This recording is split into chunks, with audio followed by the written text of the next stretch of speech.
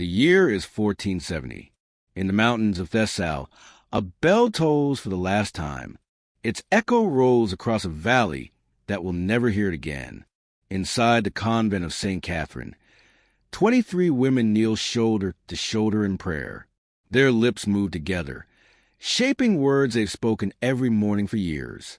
But today, the prayers feel different, heavier, as if each syllable carries the weight of a farewell. Outside the stone walls, the horizon glows red, not from sunrise, but from banners, thousands of them, marking the advance of an empire that has already devoured kingdoms. The Ottoman army does not march in neat lines. It flows across the land like a flood of iron and fire, crushing everything beneath it into memory. Sister Eleni, the abbess, grips a silver crucifix worn smooth by generations of hands. It has survived wars, plagues, and famine. Her fingers tremble, but not from fear. She understands what's coming. They all do. What none of them can imagine is that death would have been the kinder fate, because what happens next was never taught in school books. It was buried, erased, locked away beneath centuries of deliberate silence. What the Ottomans would do to these women wasn't just conquest. It was something far more precise, something historians are only now beginning to uncover. The question isn't whether you can handle the truth. It's whether you're willing to remember it. If you've ever wondered why some stories vanish from history, while others are endlessly retold, you're in the right place. Here on Sinister Empires, we dig into forgotten archives, missionary letters, Ottoman state records, testimonies sealed in Vatican vaults. Every view, every like, every subscription helps pull one more voice out of the dark. Now, let's return to that convent. The bell has fallen silent, and the doors are about to break. To understand what happened to these women, you need to understand the machine moving against them. 17 years earlier, in 1453, Constantinople fell. The jewel of Christendom, a city that stood for over 1,000 years, was brought down in just 53 days of cannon fire and blood. Within hours, crosses were torn from the Hagia Sophia. Its mosaics were buried beneath plaster. Its bells were melted into weapons. Within a week, the call to prayer echoed from domes where hymns had sung for 9 centuries. Sultan Mehmed II stood inside that ancient cathedral and declared it a mosque, not because he needed another place of worship, but because he understood something most conquerors never do. You don't defeat a people by killing them. You defeat them by erasing who they are. The Ottomans didn't just take land. They took identity. Every church bell that still rang, every monastery that still stood, every cross casting a shadow on conquered soil was an act of defiance. And every nun who still prayed in Latin was living proof that faith could outlast armies.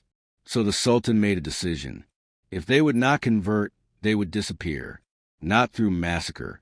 Massacre creates martyrs. Martyrs inspire resistance. Songs are written. Stories are told. The dead become immortal. No, the Ottomans perfected something far quieter, far more effective. Erasure. By 1470, this strategy had already been tested across the empire. Greek monasteries in Moria, Serbian convents in the Balkans, Armenian churches in Anatolia. Some were converted, some abandoned, but the pattern never changed. First came the offer, then came the silence. The convent of St. Catherine, isolated on a Thessalian hillside, far from any garrison or ally, was about to become another experiment, another line in an imperial ledger. But the women inside didn't know they were footnotes. They weren't soldiers. They were women who had lived entire lives in silence and prayer. Their weapons were rosaries. Their armor was faith. Most had never seen a battlefield, never held a blade, never imagined they would need to. Sister Eleni had been abbess for 12 years. Before that, she had tended the sick in a village erased by plague in 1448.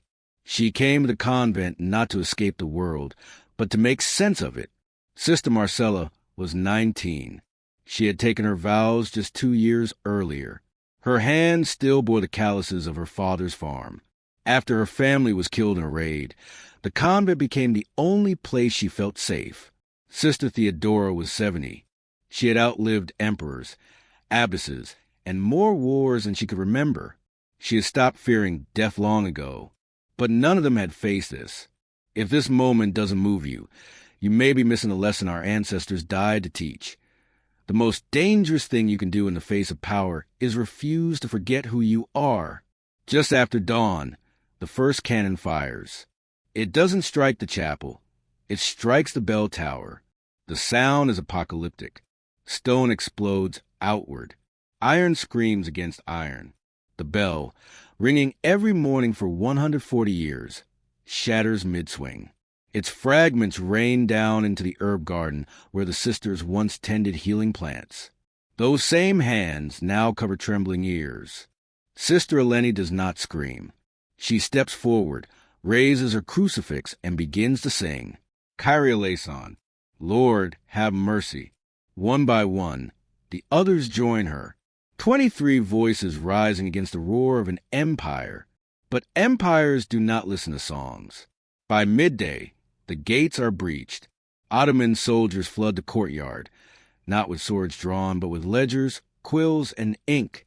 They move like clerks, not conquerors, counting, recording, cataloging. To them, these women are not people. They are assets. A translator steps forward, a Greek man from these same hills. His voice shakes as he reads from a scroll, every word weighed with shame. By order of Sultan Mem II, all subjects must submit to the authority of the Sublime Porte. Those who convert will be protected. Those who refuse will face the consequences of rebellion. Sister Eleni steps forward, calm, almost serene. She speaks in clear Greek. Tell your Sultan we have already given our lives to a king. We have nothing left to surrender. The officer in command, Hassan Pasha, a name preserved in Ottoman military records, does not respond with anger. He smiles because he knows something they do not yet understand. That night, the women are locked inside their own chapel. No food, no water, only darkness. Outside, the sound of soldiers laughing, eating, living. 2 young sisters begin to sob. Then Sister Marcella whispers a psalm. The Lord is my shepherd. Another follows. Though I walk through the valley of the shadow of death. Slowly, the weeping stops. This is the moment the Ottomans underestimate them. These women have spent their lives preparing for suffering. Hassan Pasha is patient, and he is about to test how long faith can burn. On the second day, the doors open. A servant steps inside, carrying bread and water. Real bread, clean water. He sets it down carefully, does not meet their eyes, and leaves without a word. The smell fills the chapel. Dry throats tighten. Empty stomachs twist. The younger sisters glance toward Sister Eleni, desperation written plainly on their faces. Before Eleni can speak, Sister Theodora, the oldest among them, breaks the silence. They want us to take it, she says quietly. They want gratitude. They want us to soften. Eleni nods once. Then they fast. The bread remains untouched. The water sits untouched. By the third day, their lips are split and bleeding. Hands shake violently. Some can no longer stand without support, but no one breaks. From the courtyard, Hassan Pasha watches, arms crossed. He is impressed, irritated, and perhaps, just for a moment, something like respect flickers across his face. But respect does not change strategy. On the third day, the doors open again. This time, it is not a servant. It is Hassan himself. He speaks in Turkish, calm, measured. The translator echoes every word. You are not criminals. You are not enemies. You are simply mistaken. The Sultan is merciful. He offers them new lives, new names, protection. All they must do is speak the words. Silence. Or, he continues, you may come with us to Constantinople. The Sultan himself will hear your case. Perhaps he will be moved by your conviction. He pauses. But the road is long, and the weak do not survive it. It isn't a threat. It's a promise. Sister Eleni looks around the chapel. Some sisters are barely conscious. Others pray with eyes closed. A few stare at the stone floor, searching for strength in its cracks. She turns back to Hassan. "We will walk." The smile returns to his face. "Good," he says. "We leave at dawn." That night, the women hold each other in the dark. No speeches, no tears, just bodies pressed together for warmth and courage. Then Sister Marcella begins to hum a hymn they sang at Vespers. One by one, the others join her, voices faint but steady. Outside, the soldiers hear it. Some pause, some look away. One of them will tell his grandson about the women who sang themselves toward death. That story, too, will be forgotten. At dawn on the fourth day, they are led out. 23 women, hands bound with rope. No carts, no horses, just bare feet, dust, and a sun that offers no mercy. The soldiers do not hurry them. They do not need to. The road itself is punishment. By the second day, Sister Irene collapses. She is 62, her knees ruined by years of labor and prayer. She tries to stand. Her legs give out beneath her. The soldiers do not stop. Sister Magdalena and Sister Anna lift her between them. They carry her for 3 miles beneath the burning sun. When night falls, Irene is unconscious. By morning, she is gone. They bury her beside the road with their bare hands. No tools, no ceremony, just dirt and whispered prayers. The soldiers watch. Hassan Pasha makes a note in his ledger, 22 remaining. On the fourth day, it happens again. Sister Callista, silent since the siege, simply sits down in the road. She closes her eyes and refuses to rise. They leave her there. By the time they reach the port of Ololo 7 days later, only 18 remain. But something changes on that road. The women stop begging, stop crying. They walk in silence. Not the silence of defeat, but the silence of women who have already chosen their fate. Sister Eleni walks at the front, still leading, even with her hands bound. On the morning of the 7th day, Hassan Pasha calls for her. She is taken alone into his tent. What happens next does not appear in Ottoman records. It appears in a letter written by a Venetian merchant, discovered in 2003 in the archives of Dravnik. "I saw them bring her back at dawn," he wrote. "She could not walk. Her eyes, God forgive me, were open, but she was no longer inside them. They dressed her in silk and paraded her through the camp as a convert. But when I passed close, I saw her lips moving. She was still praying in Latin, silently. She had not broken. They had simply taken her body." This was the Ottoman strategy history rarely teaches. They did not want martyrs. Martyrs inspire resistance. They wanted ghosts, women who would walk, breathe, and obey, but would never be whole again. Living warnings. Sister Eleni walked with them the rest of the way to the coast, but she never spoke again, never met anyone's eyes. She was there, but she was gone. At the port of Ololos, they are loaded onto a galley, not a passenger ship, a weapon, rows of benches, iron rings bolted into wood, chains waiting. The nuns are locked to the benches by their wrists. A ship's manifest, discovered in 1987 in Istanbul's Topkapi Palace Museum, lists them not by name, but by number: religious captives, female 18, destination, imperial household purpose, domestic service, and conversion. That word service carries the full weight of what awaits them. The voyage lasts 12 days. The sea is unforgiving. Storms hammer the deck. Salt spray burns cracked skin. Women who have never seen the ocean vomit until there is nothing left. At night, Sister Marcella whispers psalms beneath her breath. Her voice is barely audible over the waves, but other prisoners, Greeks, Serbs, Italians, turn their heads to listen. For a moment, the sea seems to still. When the ship enters the Bosphorus, Constantinople rises before them. Domes, minarets, walls stretching endlessly. The city gleams in the dawn like a blade. For centuries, it was called the city of the world's desire. Now it will become their cage. From the docks, They are marched through narrow streets lined with merchants, soldiers, and slaves. People stop to stare. Christian nuns among captives are rare, even here. They pass ancient walls, gardens with singing fountains, courtyards where peacocks scream. Then, beneath the shadow of Hagia Sophia, once cathedral, now a mosque, they are forced to kneel. As the call to prayer echoes overhead, one sister whispers, "We are home," but it is no longer theirs. They are taken not to grand halls or marble courtyards. They are led downward. Stone steps spiral into darkness. The air grows damp.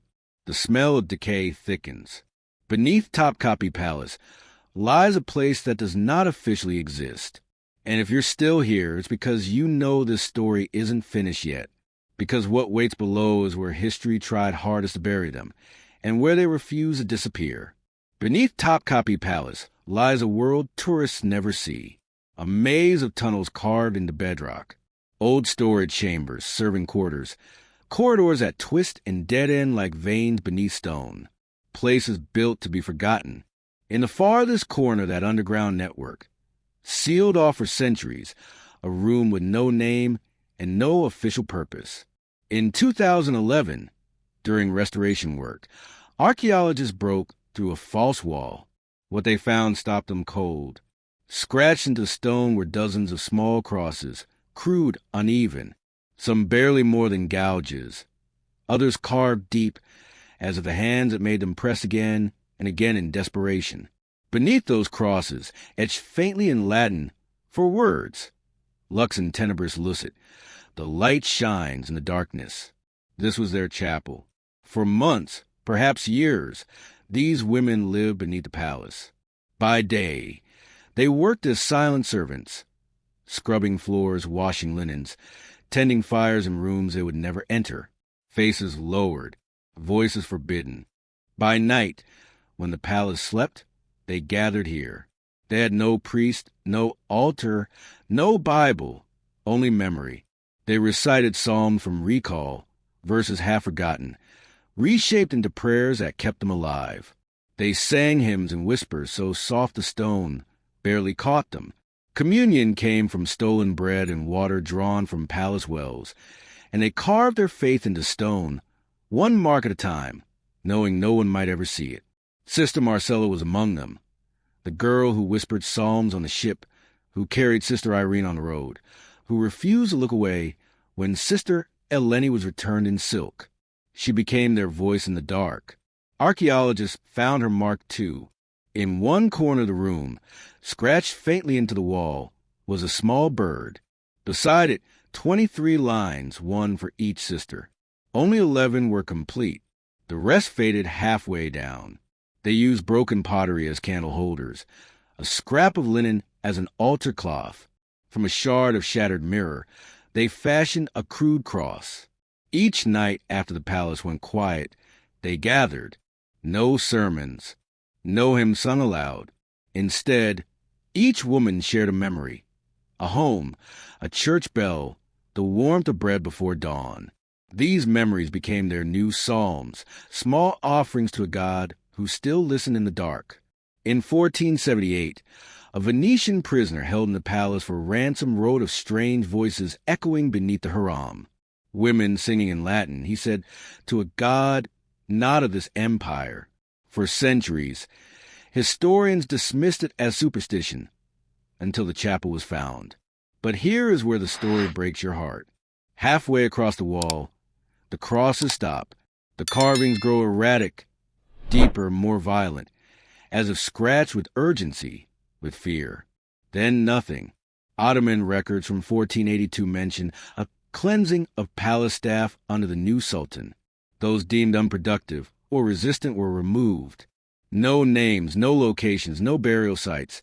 Just one word in a neat ledger. Disposed. The nuns of St. Catherine vanished from history. 18 women who walked 7 days through hell, who crossed the sea in chains, who carved prayers into stone beneath a palace built to erase them. Gone. But the room remained. In 1712, a French diplomat wrote of a rumor among elderly palace servants. On certain nights, the air in the lower halls grew cold, and if you listened closely, You could hear women singing in Latin. He dismissed it as foolish superstition. But walls don't lie. When archaeologists examined the chapel more closely, they found traces of wax, not Ottoman wax, but older mixed with herbs, the kind of candles nuns made in convents. This meant they had kept vigil far longer than anyone imagined. Months, maybe years.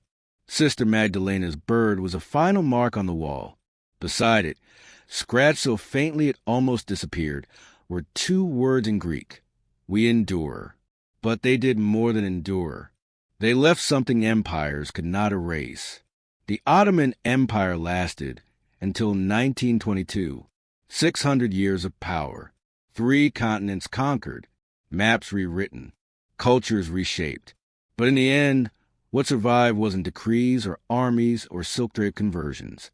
It was 4 Latin words carved by forgotten women: lux in tenebris lucet.